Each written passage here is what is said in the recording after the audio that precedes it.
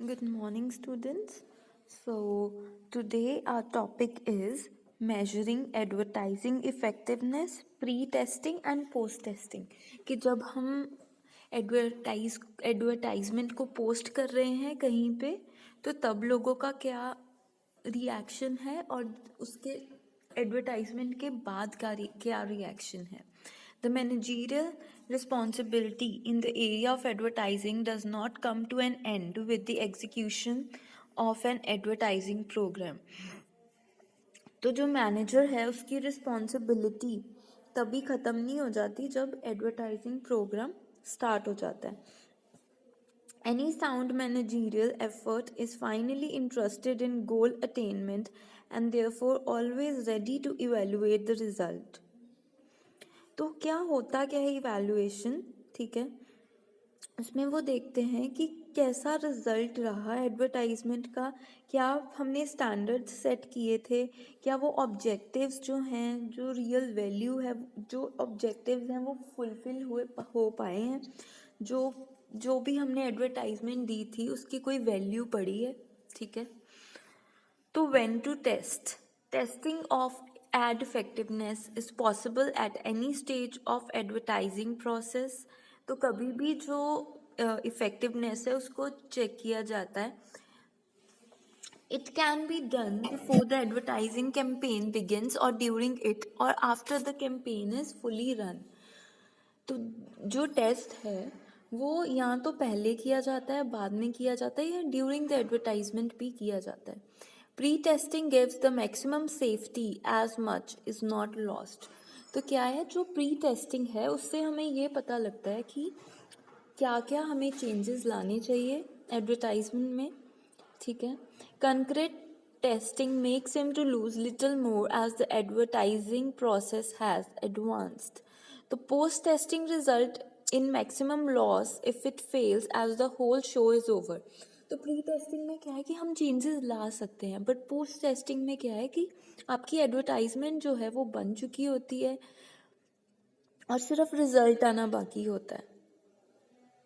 We are sure about the accuracy and reliability of feedback that the advertiser gets from such research. Okay ji. Then is how to test. हमने कैसे test करना है. Fortunately, the advertising has wide range of testing techniques.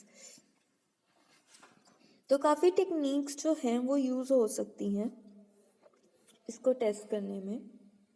First, fortunately, the advertising has a wide range of testing techniques or the methods to choose for evaluation purpose.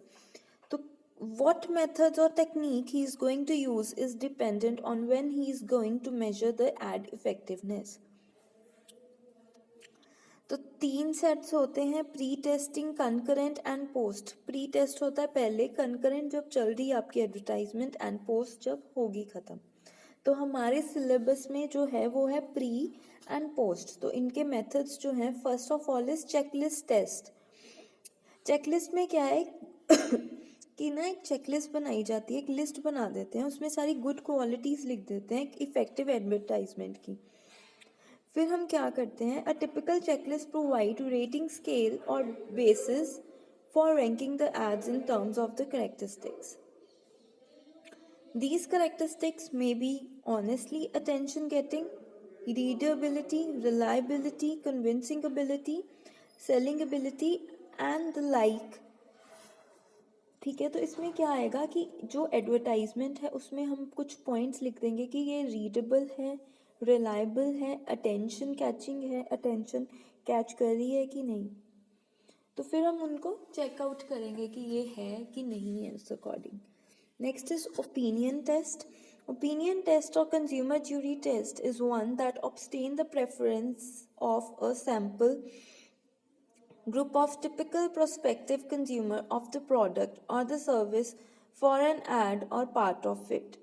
The members of the jury rate the ads as to their headlines, themes, illustrations, slogans by direct comparison. तो क्या है कि opinion test होता है, एक jury बनाई जाती है, वो बताते हैं कि क्या ये जो थीम है, हेडलाइंस हैं या कुछ स्लोगन्स हैं, ये ठीक हैं कि नहीं. तो जो ज्यूरी है वो डिसाइड करती है, जो ज्यूरी होती है वो डिसाइड करती है कि क्या क्या चेंजेस होने चाहिए, क्या नहीं चेंजेस होने चाहिए. Getting preference from a juror is better than getting it from member of general public और an ad expert. Jury preferences is arrived at by seeking answers to the question as to which ad was seen first, which was most convincing, which was the most interesting and so on. आप देखते हो जैसे आप YouTube खोलते हो, ठीक है, तो उसमें आता है कि आपने कौन से ब्रांड का नाम सुना है. तो वो क्या करते हैं, वो ओपिनियन टेस्ट कर रहे होते हैं कि आपको कौन सी आपको कौन सा कन्विंसिंग लगा, आपको कौन सा इंटरेस्टिंग लगा, ये सब चीज़ें. तो ये ओपिनियन टेस्टिंग होती है. Dummy magazine and portfolio test. Dummy magazine are used to pre-test the ads under condition of approximation resembling normal exposure. A dummy magazine contains standard editorial material, control ads that have been already tested, and the ads to be tested.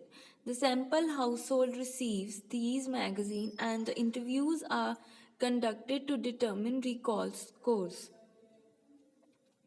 तो क्या होता है, portfolio test is like that of dummy magazine test except that the test ads are placed in a folder that contains control ads. The respondents are given these folders for their reading and reactions. The test scores are determined in the interview. The ad with the highest score is taken as the best.